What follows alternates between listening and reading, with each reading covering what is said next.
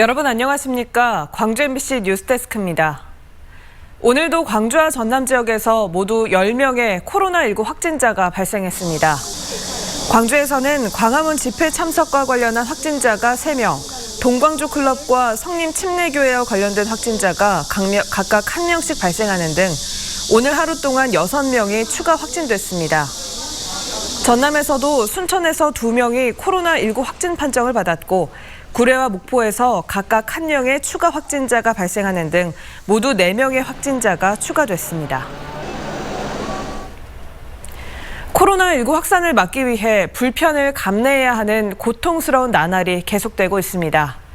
대부분의 시민들은 수입 감소와 불편 속에서도 행정명령에 동참하고 있는데요.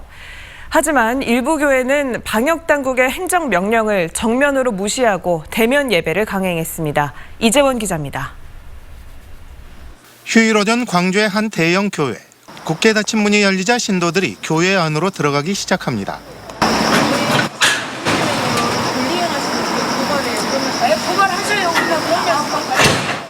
집합 금지를 알리는 보건당국의 행정문구에도 아랑곳하지 않고 교회에는 100여 명이 참석하는 대면 예배를 강행했습니다. 집합 금지예요. 집합 안 되고 집합 금지예요. 제지하지 마세요. 우리는 집이에요. 당신들 고발합니다. 반면 대부분의 교회는 예배를 취소하거나 온라인 예배로 전환했습니다. 또 불교와 천주교, 원불교 등 다른 종교단체에서는 휴일 종교 행사를 아예 중단했습니다. 인원수 또 고의성 등을 파악해서 이번 교회에 대해서 저희들이 무관용의 원칙에 따라서 행정조치를 할 계획이고 협조해 주신 종교단체에 감사의 말씀을 드립니다. 대부분의 시민들도 코로나19의 확산을 막기 위해 행정명령에 동참하고 있습니다. 실내 운동시설과 PC방 등 위험시설은 영업 정지에 들어갔고 학원과 스터디 카페도 집합 제한에 나섰습니다.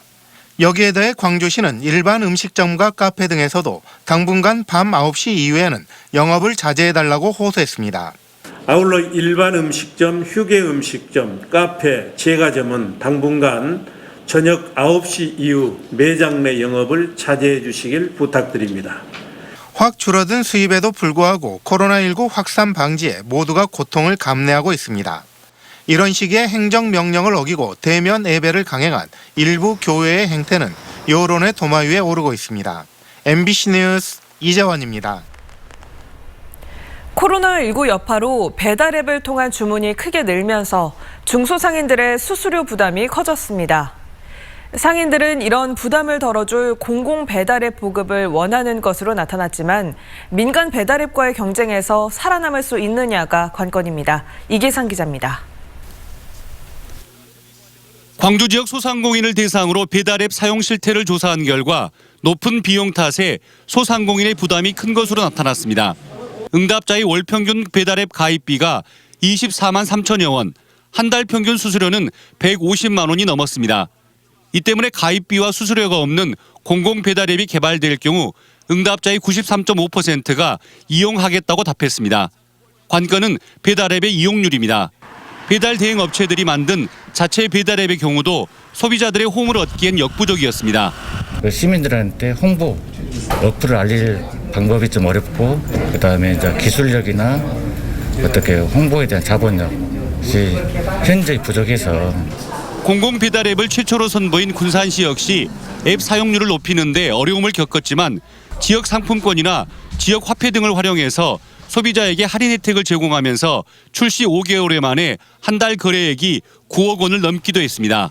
지자체에서 적극적으로 참여를 많이 해주셨고요. 두 번째는 이제 아까 말씀드린 지역 상품권이나 이런 것들에 대한 이익들이 소비자나 가맹점한테 있기 때문에 그거에 대한 도움을 많이 받으시다 보니까 활용도가 높아진 것 같습니다. 민간 배달앱 운영업체가 일방적으로 수수료를 올리는 횡포를 막고 배달 관련 빅데이터를 공적으로 활용하도록 공공앱 개발은 더 이상 미룰 수 없는 과제라는 의견도 제시됐습니다. 소비자들 조금만 불편해도 떠나기 때문에 그런 부분들을 감안을 해서 어떻게 설계하고 어떻게 잘 구성해서 운영할 것인가 공공성에 초점을 맞춰서 지역사회에 기여하는 형태로 지역 소비자와 소상공인 보호를 위해서 지자체 차원의 공공앱 배달 운영이 필요하다는 공감대가 만들어진 가운데 인공지능 선도도시를 강조하는 광주시가 어떤 방향으로 해법을 제시할지 주목됩니다. MBC 뉴스 이계상입니다. 이용섭 광주시장이 임대인의 착한 임대료 동참을 호소하고 나섰습니다. 이용섭 시장은 온라인 브리핑을 통해 코로나19 확산으로 방역 대응 체계가 강화될수록 자영업자와 소상공인들이 더욱 벼랑 끝으로 내몰리고 있다며 임대인의 착한 임대료 동참이 필요하다고 호소했습니다. 또 모두가 어려운 상황이지만 영업 기반이 붕괴되면 임대 사업도 지속할 수 없다며 착한 임대료에 동참하는 임대인에 대해서는 재산세 감면 등 지원 방안을 추진하겠다고 약속했습니다. 코로나19 여파로 교육 현장에서 수학 여행이 사라지고 있습니다. 광주시 교육청에 따르면 대부분의 학교들이 코로나19로 수학 여행과 현장 체험 학습을 2학기로 미뤘지만 2학기 개학을 전후로 또다시 집단 감염이 이어지면서 관련 교육 사업들은 엄두도 내지 못하고 있습니다.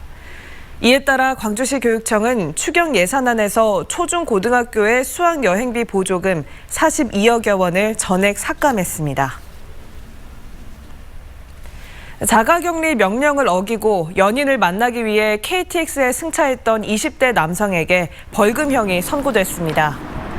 광주지법 형사 11 단독 김지후 부장판사는 자가격리 기간이었던 지난 4월 3일 주거지를 이탈해 광주 송정역에서 오송역까지 이동한 혐의로 기소된 29살 A씨에 대해 벌금 200만 원을 선고했습니다.